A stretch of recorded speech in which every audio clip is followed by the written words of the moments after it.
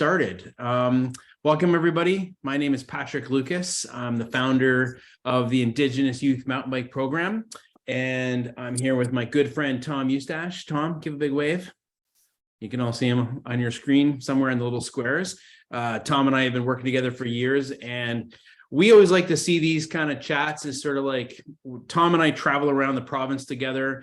We spend hours and days and weeks in a truck, and we always have these incredible conversations where we basically solve all the world's problems and then forget everything we said. But so we're kind of inviting you all into the truck, and we're going to have a really good discussion. And today we're with two really special guests I'm super excited about: Rachelle Van Zanten and Jordan Williams. Jordan's from the Lake Babine First Nation, and both Rachelle and Jordan are with Spirit North, which is a group. I'll let Rachelle tell you a bit more about it, but it's an amazing group that gets Indigenous youth out on the land doing outdoor recreation in the North. And so we're going to be talking today about, what's it take. Really, what I'm interested in is how much success they've had working with Indigenous youth, working with Indigenous communities with and non-Indigenous folks in creating a space and creating opportunities to get Indigenous youth out on the land. Despite this, the moderate successes that we've had with the Indigenous Youth Mountain Bike Program, in a lot of ways, we're just a trail building group that, really builds the platform upon which communities that we work with get their youth out on the land. And a lot of communities are approaching us and wanting to learn more about how to build those kind of relationships and create space in which Indigenous youth and Indigenous communities can get out on the land and reconnect with nature. So we're going to have a conversation around that today. The chat box is open. You can use it. So by all means, jump in there, throw questions in. I'll be watching it throughout the next hour and asking questions throughout this. I'm really hoping that this can get into kind of a more of a discussion sort of format. So please, by all means. And before we really kick into it, I'd love to say, jump in the chat box and let us know where you're coming in from. On whose territory are you residing and playing? I'm calling in today from the Comox First Nation on Vancouver Island. I'm a guest on their lands, and I always like to get a sense of where everybody's coming in from. So please, by all means, jump in the chat box. Let us know where you're dialing in from. Before we launch into that, I just want to do a little bit of housekeeping. So today's webinar is being hosted by the Outdoor Recreation Council and our good friend Louise. Louise, if you want to wave to everybody. The ORC is a charitable organization with more than 60 organizational members spanning the entire spectrum of outdoor recreation user groups. The ORC works to promote and advocate for access to and responsible use of BC's outdoor for public recreation. They build bridges between different user groups and represent the broad interest of the organized outdoor recreation community to government. As part of that mandate, they develop educational resources, including webinars like today. And today's webinar is being sponsored and supported by the Real Estate Foundation of BC. So hands up and thank you to the Real Estate Foundation of BC. So with that, I'd like to introduce my co-host, my friend, my confidant, my sidekick, Tom Eustache. Tom, you want to introduce yourself, please? Hi, I'm Tom Eustache. I'm from Chuchua, and we're part of the Snip Nation. And yeah, I've lived here all my life and lived in the valley here and rode bikes and hunted and fished and did all kinds of stuff here. It's an amazing place to live. And yeah, thank you for everybody for joining us. Awesome. Yeah, great. And just so you know, Tom is with the Simk First Nation. They're one of the Secwepemc communities in the interior and have been building some amazing trails over the last 8 years together in Chuchua. So if you're ever looking for a great place to ride, it's usually pretty good riding early in the spring, just northeast of Kamloops on Highway 5. So now I want to bring in our guests. So we have Rachelle Van Zanten and Jordan Williams. Jordan, if we could start with you, you want to introduce yourself and tell us a little bit about yourself? Howdy. My name is Jordan Williams. I live in Brunswick, BC with Lake Babine Nation. I reside on the non-Indigenous territory. I work as a career language teacher with the public school. I speak and teach. I speak my language fluently. Um, I work with Spirit North alongside the great Rachelle Van Zanten and her husband Chris Paulson. I've been with them for a few years. We're doing biking, canoeing, skiing, snowshoeing as much as we can. I really enjoy it, and we like to play on the Wet'suwet'en First Nation territory up on Bull Mountain, as they're part of their land. Um, that's me so far. To say. Awesome. Awesome. Thank you, Jordan. And I just want to make sure I ask everyone who's just coming into the meeting, please mute yourself. We might be unmuting folks later to ask questions. We'll see how that goes. But for now, if you could just mute yourself, that'd be great. Thank you, Jordan. And just so you know, Jordan, we've actually worked in your community. Tom and I went up and we built some trail in Tachette, which is part of the Lake Babine First Nation. We had an absolute blast working there with the youth. Really hoping we can get back one of these days because we never actually got to finish that trail. So I hope to return. It's a wicked place to be. There are a lot of nice natural trails there that the wildlife walk on. So it's a really nice place. So if anybody want to come check it out, you're more than welcome to. That's a beautiful spot. Absolutely gorgeous. So Rachelle, turning it over to you. Want to introduce yourself? Tell us a little bit about yourself, please. Hadi, Rachelle Satney. I work alongside Jordan, and I live in Burns Lake on Wet'suwet'en unceded territory. I get to hang out in all these wonderful communities and Chesletta Carrier Nation, Skin Tai, Ni Taiban, Lake Babine Nation, Wet'suwet'en, and Silkazko. And I spend my days rolling and tumbling on the land with children and riding bikes and launching off of big rocks with cross-country skis and whatever else we've been lighting fires recently with flint and steel. And that's what I spend the majority of my day doing, rolling and tumbling with kids in the bush. Nice. Awesome. All right. Thank you so much, Rachelle. So just looking at the chat box here, I thought I'd draw attention to, we're getting people from all over here. We've got folks coming in. Alexa's here from the Shimshan territory in Torca North. Always good to see Alexa. We've got folks. So, hey, someone else calling in from Comox, Courtney, Emma. Nice to see you here. Of course, there's Curtis from Varda up in Valemount. Good to see you, buddy. We got Chanu. Awesome. Lots of folks here. Quequetlam Nation. Wonderful. So good to see so many different folks here. Tyler Jordan, our good friend from Seven Meshes here. Always good to see you, Tyler. Yeah, so yeah, keep throwing it in there. If you come on the chat, please jump in the chat box, throw in some comments. We love to see just good feedback or even just questions or anything else you want to share with us. Well, let's jump into the conversation. So what I'd love to start with is perhaps Jordan or Rachelle, maybe you can tell us a little bit about Spirit North. Like what is the organization? How did it start? How did you become involved with it? Why don't we start with Jordan? Why don't you tell us a little bit about how you got involved with Spirit North? I got involved with Spirit North a few years back with Rachelle as she was doing biking with our local youth. And I noticed that she was coming more and more, and she came up to me and asked me if I wanted to be a part of the team. I do a little bit of, I started biking probably about 5 years back again from my childhood. I used to bike a lot here. So I started biking again, and Rachelle and Chris came up and asked me if I wanted to be a part of the team and help coach the youth of our Six Nations. And I agreed, and I've never looked back.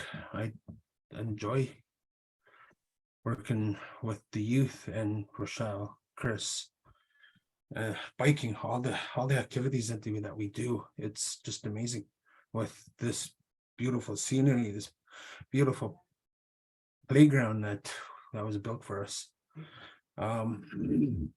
Yeah, that's how I pretty much started, because that I didn't know much about Spirit North until Rachelle came into, and I met Rachelle, and yeah, I still enjoy it. Awesome. Okay, thank you, Jordan. So maybe Rachelle, maybe you could tell us a little bit about Spirit North as an organization. Like, what is it you guys do? How did it all start? We'd love to know about it. Well, the brainchild behind Spirit North is our national icon, Becky Scott. She started this program 6 years ago. She was touring, I believe, to a school, and I think she just really started to realize in her touring with her medals how there was a big difference in opportunity for Indigenous children versus non-Indigenous children as far as sport opportunity in particular. And so she 6 years ago started in Canmore, started on Treaty 6 and started expanding to central and northern Alberta, and running programs in communities, on reserves, schools, but she wrote grants, hundreds of hours she spent writing grants and finding her team so that she could purchase equipment, skis and boots for these communities, for the youth, for the leaders, and for their schools. And so Burns Lake, our team actually came on board back in 2018. And it was a big learning curve, but we started with Lake Babine Nation at Morris Williams Elementary, and we received a grant to purchase a fleet of skis and boots. And we brought it into the school, and that was our first winter ever. Just, my husband is obsessed with creating awesome ski trails. So he built a homemade groomer and just started grooming the reserve so that the elders could get out and the community could actually access the bush in the wintertime if they didn't have snowmobile. Kids started skiing, and we spent almost every PE class skiing, and they became these phenomenal little shredders. And then the snow disappeared, and we're like, hey, what's next? And we happen to live in this most amazing part of BC with hundreds of, well, I'm exaggerating, but a really incredible world-class mountain biking right outside their door, but none of the children had ever been there before. And so we decided to fundraise, write grants, get a fleet of mountain bikes and helmets. We all got certified with PMBI, and we started to get our kids out the nation, out onto their territory, but on these mountain bike trails. And since then, it has grown to, like, our region has just grown into all these outlet communities, and providing bikes and helmets and coaches who are trained. And then we also are all of our sports are basically land-based or water-based. So we're connecting those kids and getting them out on the land, getting them confident, getting them to discover their grizzly, and having fun doing it. So archery, mountain biking, skiing, running, paddling, all of these sports that get these kids out on the land, that's what we focus on.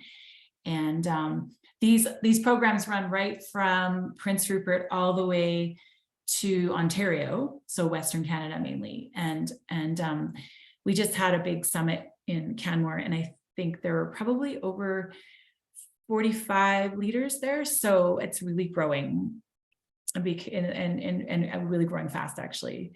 Pretty exciting. Wow. I mean, that's amazing. Like, so many, just so many amazing points there. And I think one of the things that really struck me is I've been cycling in Burns Lake for years, and I've been cycling all over BC for many years, and working with communities to help get and support Indigenous youth to get out on the land. And I think one moment that really struck me is, it was 2 years ago, I was driving up to Boar Mountain. It was raining, like, really, really hard. And I passed 3 young kids that I can only assume they definitely looked like they were from the Lake Babine First Nation. And they were riding up on their own in the rain, on their bikes. I I know who can't, they were. like, that blew my mind away. I Yeah. cannot stress what a huge win that is. Yeah. And so this is what I want to ask you guys is, when you were first starting to talk to each other, first, like Spirit North, speaking to Lake Babine, how did you engage in that relationship? Like, so for example, Jordan, I'd love to ask you, like, when someone like Rachelle comes to you, or a community, somebody, a non-Indigenous person comes to a First Nation community, what is it that you'd like them to know, or how could they better prepare to engage, even start the conversation towards starting this kind of program? Build a relationship. A relationship is really important to our community. Our community is really close. Our families are really close, and what we value is trust and getting to know people and talking and gaining their trust is what Rachelle did perfectly amazing with, and is what I hooked me was she was getting into the school and speaking with the students and gaining their trust too. And our community, like I said, it's a really close community and loving community. We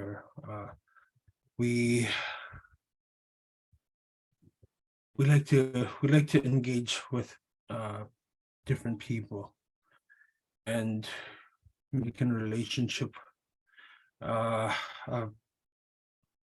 activities like this, because when we gain that trust and relationship, it goes a long ways with the students, as they'll open up with biking and trusting us how to teach them. And it could go a lot farther than that with their life story, and it just doesn't stop there. Wonderful. Thank you so much, Jordan, for sharing that. You know, I'm not at all surprised when you say focus on relationships, focus on building that trust. It's so important. And I think, Tom, I'd love to draw you in here, because I think one of the things I hear a lot from different clubs around the province that I get to speak to is they often talk about they want to engage. They want to know how to move forward. You know, they often say, "Oh, we've sent some emails and we haven't got any response." And I understand that. And I mean, the one thing I keep saying to them is, like, you have to keep trying.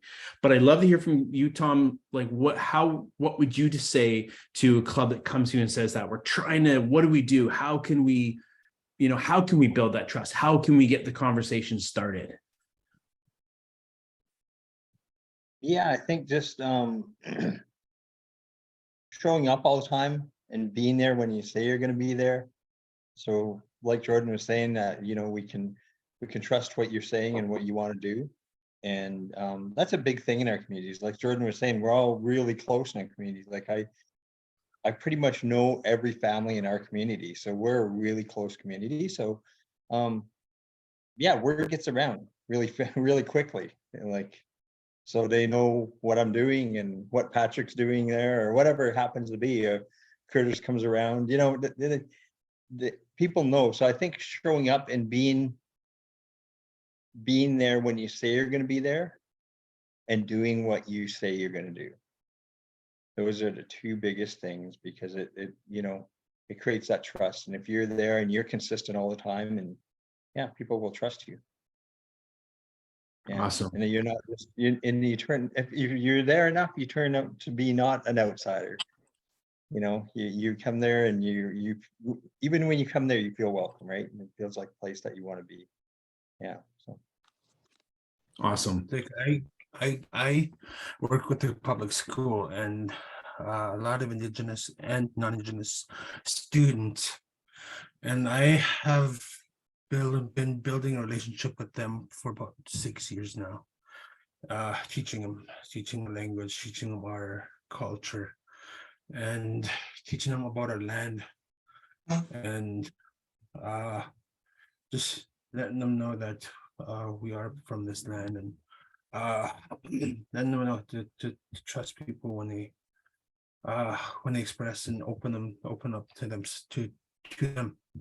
And like our families here in Lake Babine Nation, we a lot of them trust our they trust us to keep them safe, bring them home. And as with the relationships that Rachelle, myself, and Chris built with these families, it's really important to have them know that their youth is safe and having fun. Awesome. I think those are all amazing points. Like Rachelle, Rachelle, I'd love to get you in on this. So when you were starting out and you were looking to build that relationship, what would you say are some of the key lessons you learned, or maybe what did you wish you'd known when you started to do this? Oh my gosh, the learning curve was huge. I had to have a security guard the first year. I came in with all my training. So for skiing, I had like my NCCP training, and I had so many hours of ski time and whatnot. And I'm like, yeah, I'm gonna make Olympians out of these kids. This is gonna be epic. And very quickly I learned that it was nothing about that. It was completely about relationship building, trust building. It was about coming in as a student, actually. So I learned that by coming in and to learn just as much as those children were going to do for me, that the experience was going to be much richer. So every day I just came in as like, okay, I've got equipment, I've got all these skills, but what are you going to teach me today? And the relationship grew way stronger and way quicker. And I agree with Jordan, like I didn't really know, I knew my colleagues, like I grew up with a lot of the Lake Babine moms and dads of the kids I'm teaching now. So I had those relationships, but it took probably a good 3 years. Now I know aunties, uncles, I have everyone in my phone. If someone goes down, I know who to call. I know grandmas, I know grandpas, I know, and it makes all the difference in the world. So when we have an event, we know who's coming and who needs a chair and who needs help and who needs snowshoes versus skis. And it just makes all the difference in the world. And that took at least 3 years.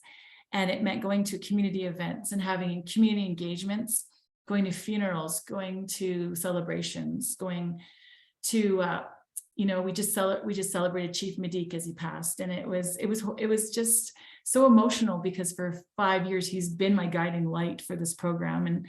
And now I'm just like struggling, like, oh, I don't have this pillar anymore. And but definitely learning that, like we are not going to have a strong program until we put that time in and invest in the whole entire community. And now, and Chris and Jordan always catches me running the stop sign, and so will rat on me for running the stop sign, and we get the waves and it's just such a richer experience now that we have the community as part of us. And yeah. Yeah. Yes. I mean, in 3 years, I mean, that's pretty fast. Yeah. Yeah, that's pretty good. I mean, how long did I show up in your community, Tom, before you actually started trusting me? I think 8 years. Was it just this year? I don't know. You're on mute, bud.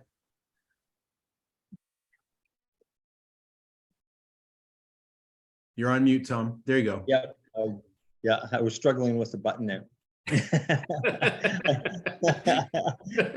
Yeah, I think it was just the end of this August I started trusting you a little bit. So yeah. A little bit, yeah. Yeah. Next soon. Yeah. Rachelle, it really helps to be from the area, right? And growing up with these people. That's a huge one. Like growing up in a community and being around it, and it's and that's what we talked about, is going to events. If there's an event there, go to it, go check it out, go meet people there. That's how you yeah, that's how you get to know people. And as you get more intimate, like you said, you end up going to funerals, you end up going to celebrations, all of the things. You start living the life of and finding out who these people in the community are. And it's yeah, it's really hard to explain to unless you're there and you're in the community. It's something. Yeah. Yeah, when you start to get the wave. Yeah. really. I'm always after Patrick for that. Hey, you got to wave, man. You can't be just driving up the road and have a stoop. Yeah. Yeah. I'm pretty sure it's like you could do a study, an anthropological study on how different communities wave. Like some communities get just the two fingers. Other communities you get the crossover. If you're on the coast, it's like this weird queen waving thing. Oh yeah, you get the salute. Like you figure that out, you're well on your way. I think with Okay. ours, it's the rock claw into the glass. There you go. Yeah.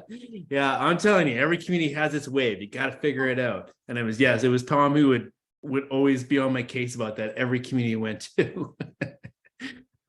Okay, so looking into the chat box really quickly here, we got folks from all over, and I'll definitely be plugging the jerseys later. Thank you, Curtis, for reminding me about that. Yeah, and if you guys have questions, if you have comments, please throw them in there. I'm going to be watching this. I'll start asking your questions. Maybe we'll have some folks jump in on their microphones, for sure. So carrying on here.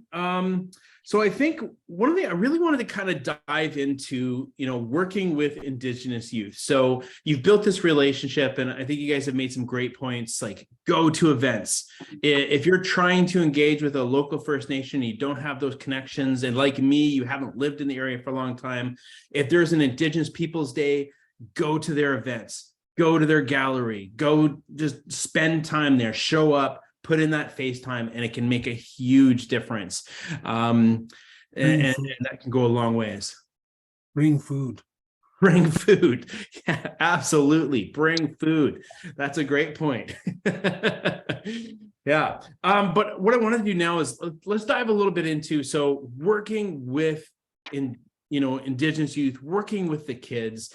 Like I know building trail with a lot of the kids, it can be pretty tough coming as an outsider into a community and building that trust. And I'd love to hear from you guys. Like George, all three of you have worked a lot with youth along with myself. So I'd really like to hear what you think. What is some of the key lessons that you'd like to impart or let people know about what to be thinking about when you're working with Indigenous youth and you're helping them get out on the land, you're helping them get on a bike for the first time, you're helping them get on skis.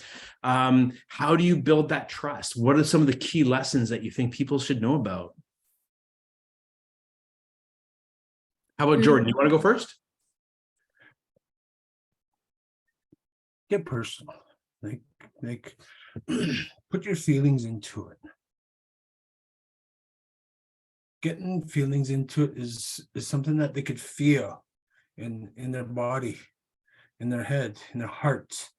As our Indigenous youth have ancestors that can feel energy, positive energy, negative energy, nervous energy. They all have this feeling that that they can where and when they could trust, where and when they could talk, is how you speak to them, how you walk up to them, how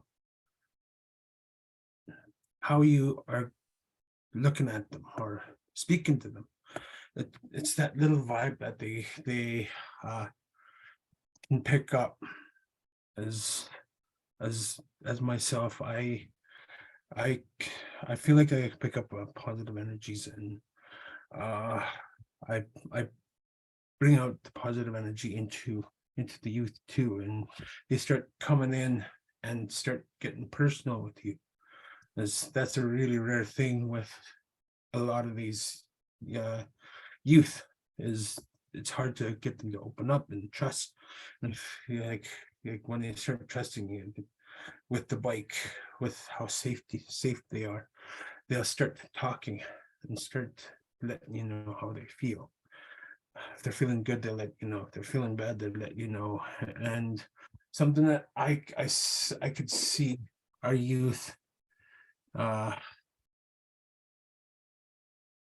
can feel with anybody and everybody, but then like having connections with relationship with the parents, the aunts, the uncles, basically the family. It would be just having that positive vibe that people have and spread it with them. That's pretty much that I wanted to say.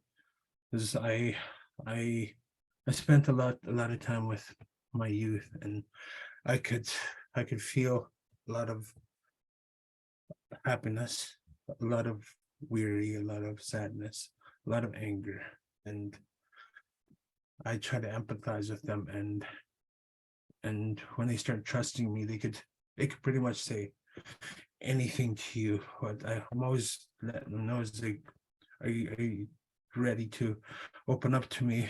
And they do. It's hard sometimes to get an Aboriginal youth to open up with generational trauma and any kind of trauma that has been going on, or even just daily troubles.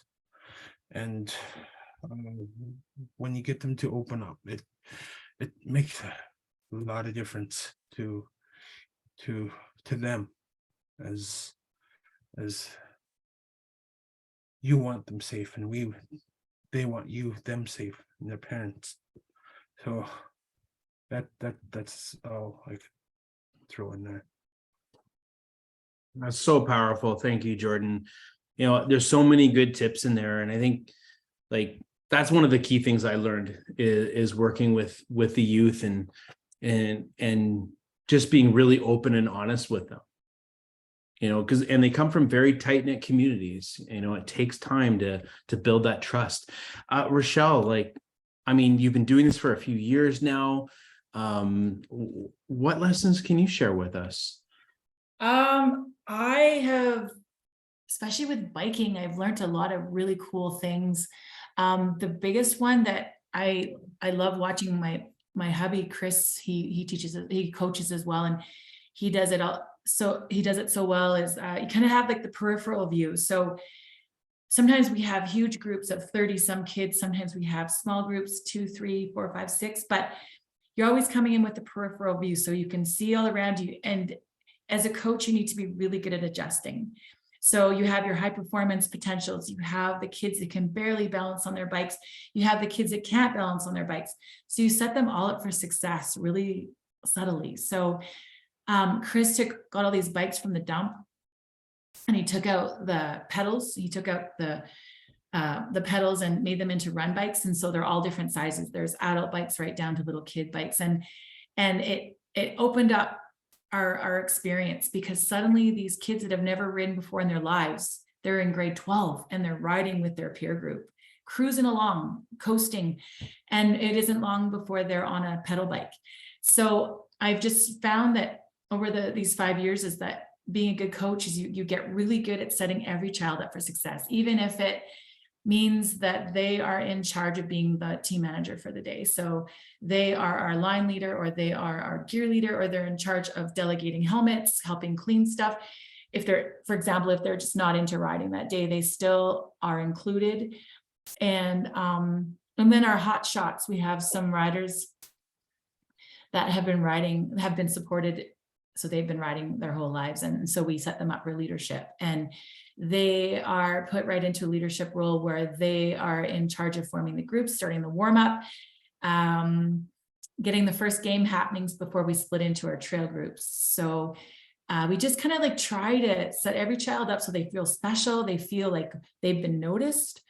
and they belong. And that's been huge. So we have some of these kids that have never ever had a bike in their life are now just rocking our after school program and keeping up with the big kids, just because we took the time to figure out what they needed to get started and then keep going. And so that's been huge for me. And Chris has been going out to the outlet communities and bringing all these different adaptive bikes and whatnot. And just, it's been awesome. Like we see these, I call it the post-pedal glow. They pedal for the first time and it's just like they walk out of there and they are on cloud 9 and they're glowing and they have their chest puffed out and they are grizzly, and it's so rewarding. So that's, you know, that's the ultimate goal, is just to set every child up for that victory. Nice. I love that you keep mentioning they're grizzly, and I think we're gonna have to get a little bit more, like you're gonna have to tell us a little bit more about that in a moment, you know. But I really wanted to draw Tom in, because Tom, like you've had like periods of time where you've had kids out riding consistently, and then you've had times where it kind of goes into a bit of a lull. So you've had some success and some challenges with getting kids out consistently riding and using the trails.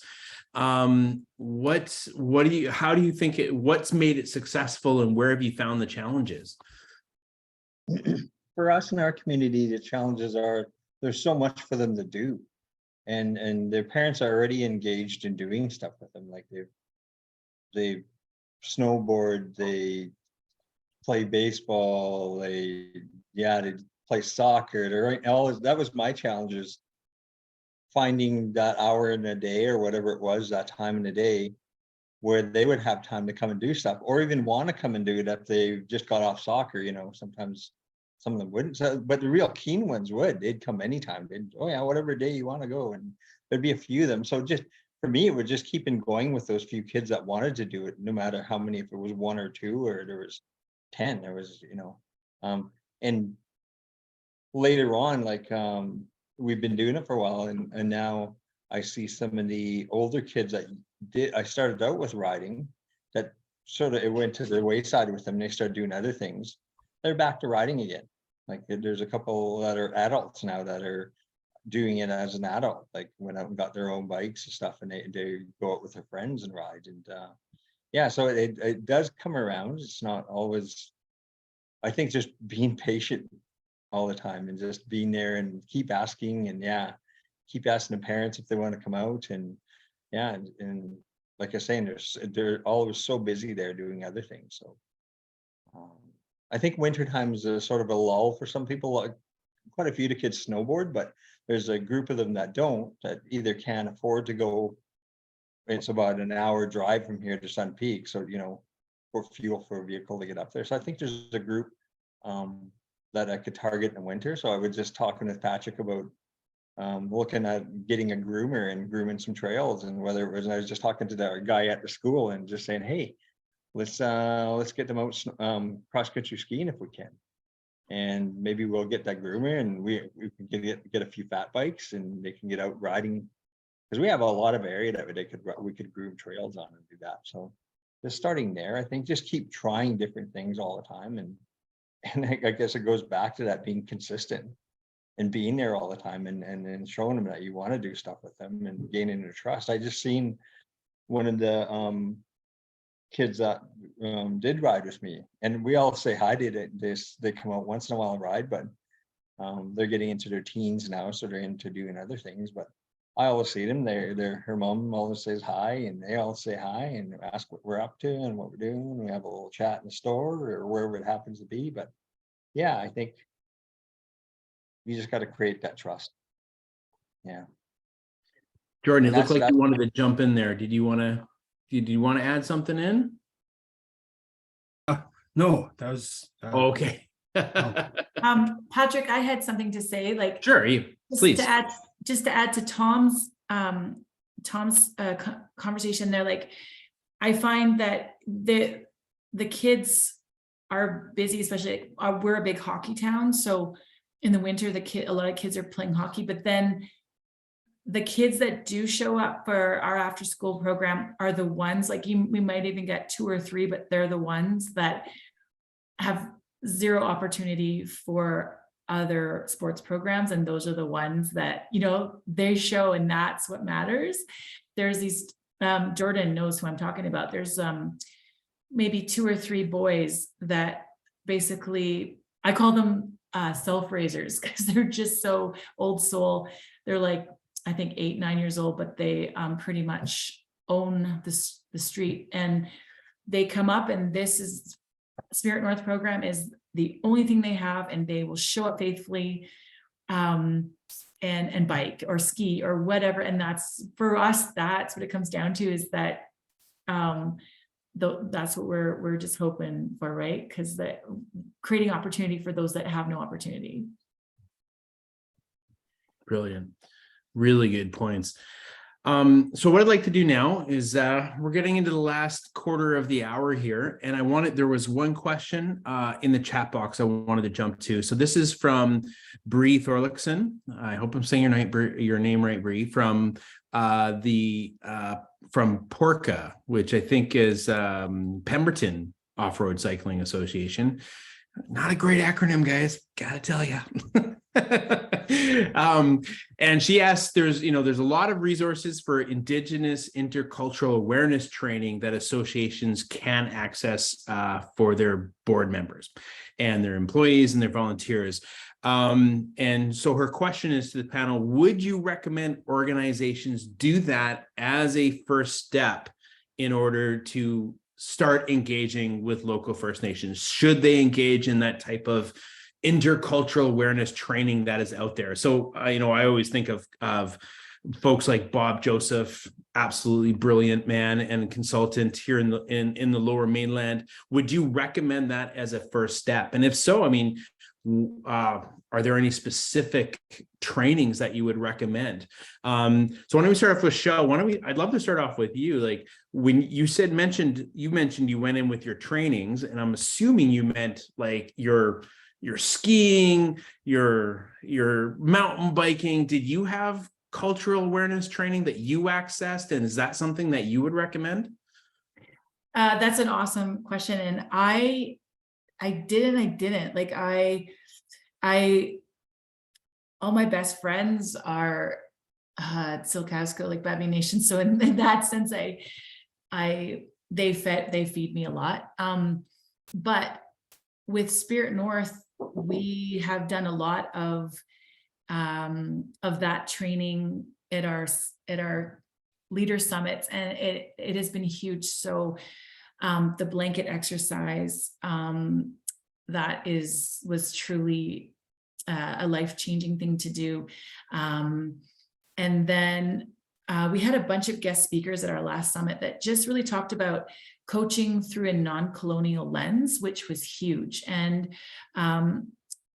we went through a lot of training on traditional games, on what else do we do? And I think but the biggest thing was, I think, like, having Jordan as our teammate and really learning about the culture within the community. So protocol. I think I was the worst person in the world one day when the flags were up on the hall. Someone had just brought their family member, the body, into the hall, and I didn't even know that on those days there's no singing, there's no music, there's no big joyous play. And I came ripping in there with my music blaring, and hey everybody, we're gonna have a great day. And it was horrible, and everyone just looks at me, oh, neato, white girl. And so I definitely, I think that as much training as you can do before coaching, and community specific is key. So if you can get into that would be an ideal first step before the steep learning curve happens.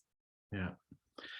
And I think you hit on something really important there. I do think, like, I wish in a lot of ways I'd had access to that type of training when I first started doing this. Like, I've been involved in this space for 15 years, and it probably would have saved me a lot of mistakes. But at the end of the day, if any good training helps you, it helps you get ready to go and just work with specific communities, because every place is very different.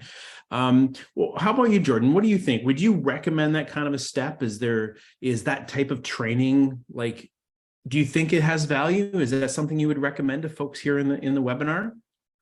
It is valuable to cultural awareness. And part of our tradition is to let people know what kind of people we are about, what kind of protocols that we follow. And it's important for everybody and anybody to know what kind of guidelines that need to be followed with the land, with the people, with the spirit, with the spirit of the people. And when we like Rachelle said, there's protocols that are out there that should be taught, that should be known. It's just basic knowledge for non-Aboriginals, as everybody should know, is when there's a lost loved one in the community, there's no music, there's no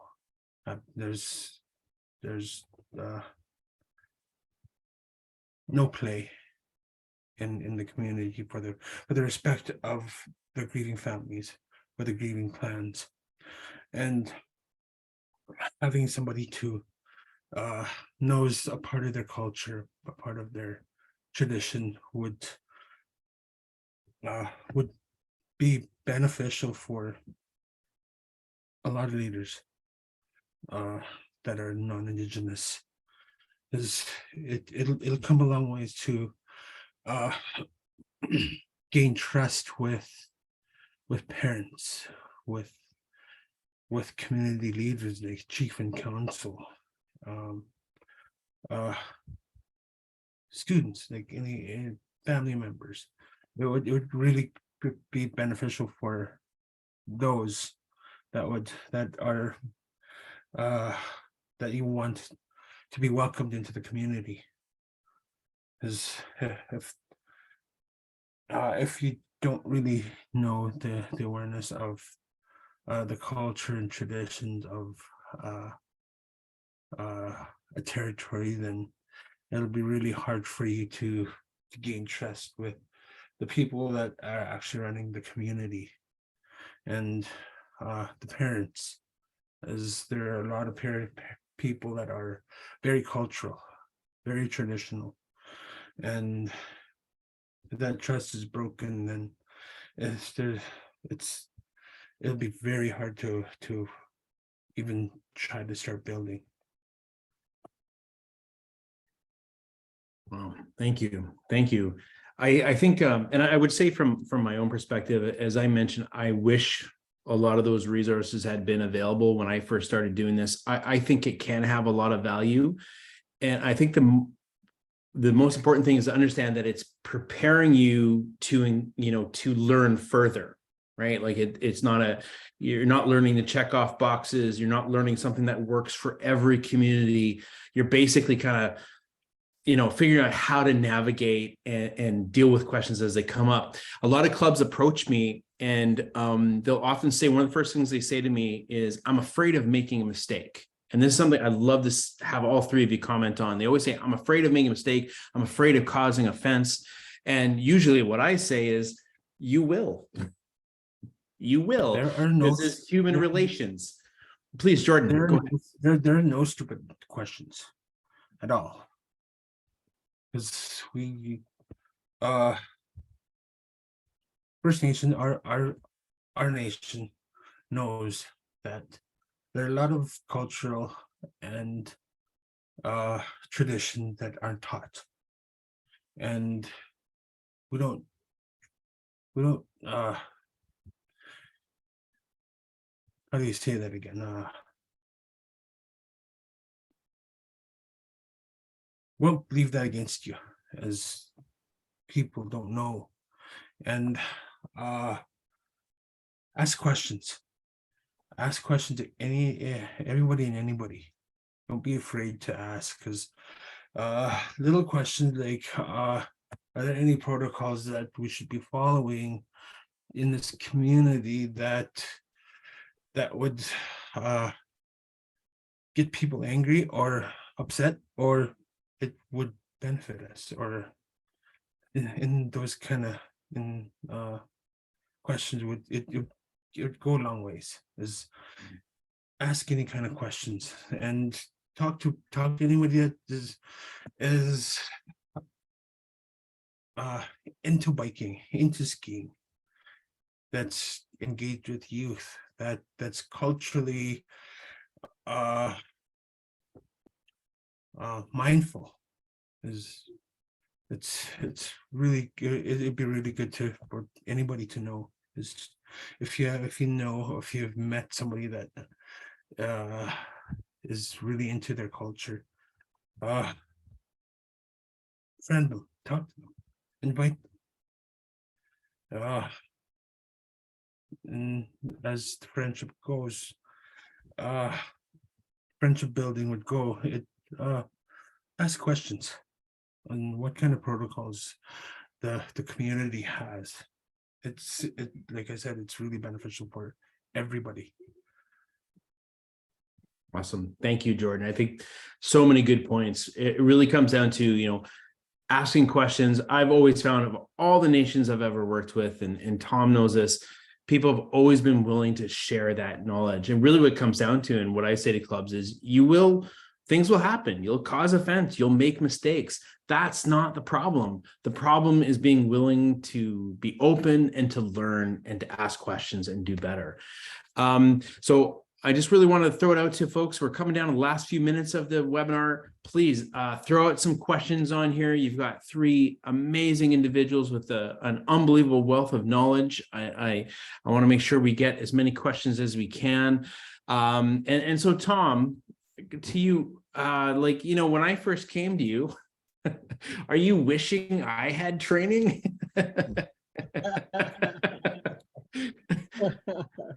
Well, to be fair, at that time I was just starting into trail building and riding my bike a lot at that time. So I was sort of thirsty for some knowledge myself of doing, how to proceed with doing some of this stuff. So I was looking for someone, to do that. But yeah, it was a bit awkward actually. And now I think back to it, because you didn't know what you were doing, or how to approach people, or how to talk to people. I think a big thing is being humble, coming in, trying to listen to people instead of coming in and talking over people, maybe, or enforcing your ideas. I'm not saying that you, Patrick, but just that way. I think with us, I think it was sort of different because we didn't, like I said, we started out with mountain biking, and mountain biking's a universal language almost. If people are into doing that, I think we started out doing that way, and it was a fluke maybe that you just came in and that's what we started out with. So that's a relationship where we started, and we went from there. So I think that's a key thing, is going in there and finding who, people want to snowboard, or they want to ski, or they want to do something like that. Some of our best allies in the valley do that. One of the heli skiing companies up there would bring our kids heli skiing. So that's a huge thing, to come in and say, hey, we're going to bring you guys out and do this. So the kids go out and do that, and go up to Valemount and go ride bikes up there. So I think we just you have to find common ground somewhere. That's a huge one, having to find that common ground. Yeah. So important, Yeah, I think back to when we did that. That's how we met, was truly, we took a drive up the valley. And we took a drive up the valley. So we got to sit and talk in a vehicle and ride up. I got to know who you were, and I got to show you our valley, and where different things were at, and we got to know each other a little bit there. So, and those things don't always happen that way, but if you can set that up, you can meet someone there that you can that can guide you and show you the territory and what some of it's all about. That's a start. And sit Yeah. and listen. Really sit and listen and what they're having to say instead of thinking of how you could best take advantage of it. I think listening and doing that, I think is a huge step forward. So. I think that's really what it comes down to, like when I first came and met with you, Tom, like I'd already been doing this for quite a while and kind of had been broken down a little bit and was starting to get out of that arrogant shell where I thought I knew what was best. And the one thing I would recommend to everybody here, if you have a chance, if you can walk with an elder out on the land and just listen and just hear the stories and create that space where they're showing you and they're sharing things with you, it can be so profoundly powerful and transformative. It really can be, and I think that's where Tom and I really started to become friends and really start to figure each other out and how to work together. So there's one last great question. I want to ask this question. This is a perfect thing to wrap it up on. And this is a bit different. So this is from Sawyer. Is it Yonker? Awesome. I got it. Sawyer Yonker. And he asked, what are some like guiding like best practices or what's, a way that you can work or engage with Indigenous youth in recreation who have been displaced from their communities. And I'm suspecting that has to do with, if you're working in, an urban area and you're working with kids who aren't strongly connected to their community, so they might not have that space where they're getting lots of great mentorship and cultural learning. And this could happen in Lake Babine too. Like, Rachelle, you could be working with some of the kids who are living in Burns Lake who might not have really strong connections to their community. So how can you engage with them as a non-Indigenous person, I'm assuming? I think that's an interesting question. So how can you work with youth to help use recreation to help them reconnect with their culture and their sense of place? Well, you know what, Tom, I'm going to start with you on this one. What would you say to someone asking that question? How do you use recreation to help kids reconnect with their culture and their sense of place? I think finding out where they're from, and maybe if they don't know where they're from, and going on that little journey with them first and finding out which community they're from and what part of the province or what part of Canada maybe they're from, and going from there.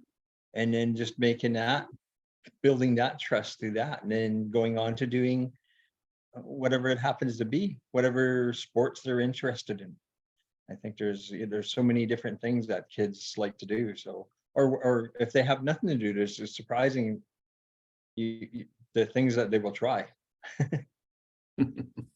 Like Rachelle was saying, some of the kids going out and they'll come out and do anything. They'll come out and go skiing. They'll come out and go mountain biking, walking, hiking, whatever it is, right? So, yeah, I think that's really what you need to do is just find out where they're from and go from there and make that connection.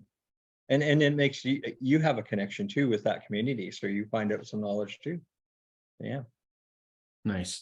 I agree. I think before trying to start a program or saving the situation, I think actually getting to know who these individuals are, and if they're not into mountain biking, there's you're not going to go there, but just actually once you get to know them, maybe there is an opportunity if you are a coach or you have some sort of group that can maybe take these kids out onto the land, and even simple hikes. Fires are so powerful. So having a fire where people can gather, you just love fire, and having hot chocolate in a fire is so wonderful. And the kids get to talk, and you get to talk, you get to meet them, and you do it out on their territory. Or, whatever, where if their territory is far away, then whatever you have access to, but keep it simple. And then once you get to know them, you can start putting effort maybe into skiing or biking, or and then also I think too, just make sure that you are aware of who their potential elder. We're always making sure that the elders are involved. their parents or whoever their support is. So making sure that you have guidance from the elders as to what would potentially be a good plan for these youth. Awesome. Okay. And so Jordan, I'm going to get you to give your final thoughts here, but before I set you loose there on this topic, I want to ask everybody who's still on the webinar, if you can, let's do a really rapid fire round in the chat. If there's one thing you'd like us to do a webinar in the future, some topic, some issue, some burning question that you have, throw it in there right now. Let me know, because we are going to be planning more of these webinars. We want to keep doing this. We want to keep the discussion going. And so passing it to you, Jordan, how can we use recreation? How can we use this space to help Indigenous youth who may have been, displaced from their community or not have a strong connection? How can we use recreation to help them out? Bring them to the lake. Bring them camping. If you have a hunting background, bring them all hunting. As most Aboriginals, most Indigenous people are hunters, are from the land, and that's where we're comfortable. That's where we feel safe, and that's where our spirits feel like that we are at ease, where we can get grounded, as we don't feel that in the city or town or in a house. We know that the land is a part of us, part of the creator, what the creator has put upon us, and it would gain trust, it would gain confidence into people, as they are Aboriginal. They know where they're from. They know what kind of people they are, and we are land-based people. We do love the land, the nature, as we calm down as we sit in the bush, berry picking, hunting, camping, on a boat, on a canoe, fishing. It's something that we always felt like that we could put our mind at ease, put our heart at ease, put our spirit at ease, as this world has been rattled in the past couple of years. We do go out and feel like that we have that land to bring us back to earth, bring us back to the place that we come from. And it eases our heart. It makes us happy. And for the youth, it would do such an amazing job on how comfortable they would be, how trusting they would be. And they would open up. They would open up their hearts. They would open up their souls. They'd open up their spirits and let you know how they feel and how trusting that they'll be with you. It's something that I grew up with. The land base, the youth recreation that we used to do is to swim, to go fishing, hunting. As growing up, as the place that I grew up was here in Burns Lake, this very mountain here. There was no trails when I was growing up. There was just one big road. Me and my friends used to go up in the hill, right up to Bournemount, right on top, mountain bike, BMX, all the way up. And we sit there and talk, or sit there and just listen. And then we'd race down with no safety net, no any of those kind of stuff that we play on right now, like the trails that are so safe, and other than the sketchy road that goes down. But those children that are in the urban places. Yes, bring them to the land. Let them know that just that's it. It'll help them. Awesome. Thank you, Jordan. Thank you. I think that really says it all. Get the kids out on the land and the rest will take care of itself. I think that's so powerful. So that's all the time we have for today. Tom, do you have any parting thoughts or comments you'd like to make? I'd just like to thank everyone for coming on here. That's all. It's good to see so many people from all over the place. And hopefully there was some good information that we put out there. And it always seems like it, when I look at the time, I always think, wow, that's a long time to be talking, but then it goes by so fast. It just, yeah, it seems like we don't have enough time to talk more about it, I think. Yeah. So yeah, thank everyone for coming on and some good questions, and yeah, hopefully we had some good answers. Yeah. Awesome. Thank you, Tom. And there's some great questions here for future webinars, some great stuff here. How can we create and build avenues for Indigenous youth to move into careers and leadership roles in the recreation industry? Yeah, that's a whole other topic I'd love to dive into. How can organizations provide recreational opportunities for and communities that may be missing connection and resources locally? How is the mountain bike industry addressing responsible recreation and reconciliation? Yeah, there's a hot take. Yeah, that's from Alexa, of course. And that's a good question for the whole recreation industry. Many small communities would like to build mountain bike trails, hiking trails to attract tourists. How can they include Indigenous communities in the planning development process? That's a huge piece. For anybody here, if you want to reach out through the Outdoor Recreation Council or through to our website, the Indigenous Youth Mountain Bike Program.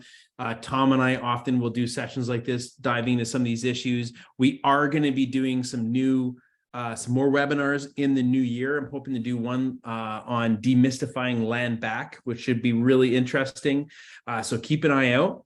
I threw in the chat box there the IYMPP, so the Indigenous Youth Mountain Bike Program. We are doing a fundraiser. We're selling some amazing t-shirts that were made for us by 7 Mesh Apparel. Curtis, I think you got yours. You were pretty happy with it, right? Yeah, score. So go on to our website, Indigenous Youth Mountain Bike Program, and check it out. They're selling out quick, so make sure you get yours today. Rachelle, any final thoughts or comments before we sign off? Well, I just thought it'd be kind of neat to read our 3 calls to action that we kind of focus Spirit North focuses on for how, like, with our program. And it won't take long. I just wanted to quickly read these off. Please do. They just kind of help me stay focused on the reason what we're doing. And so number 19, we help close the gap between Indigenous and non-Indigenous communities by promoting the physical and mental health benefits of sport and play. Number 89, we elevate sport and play as a fundamental part of our health and well-being, and we support active communities through local events and dedicated programming. So basically we show up. Number 90, the last one, we collaborate with schools and communities to create programs that reflect local needs and invest in resources, training, certification, and mentorship to ensure these benefits last for generations to come.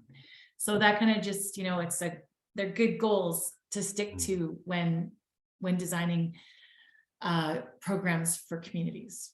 Yeah. Very powerful.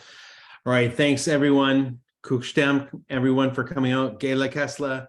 Like I said, keep an eye out. We're going to be doing some more webinars in the future. Feel free to reach out. Thank you, everyone, for joining us. Curtis, it was good to see you, man. Have a wonderful evening, and we'll see you again in the new year. Take care, everyone. Yeah, Ms. Rachel. Have a great night, guys. Thank you. We'll see you soon. Yeah. Moichin.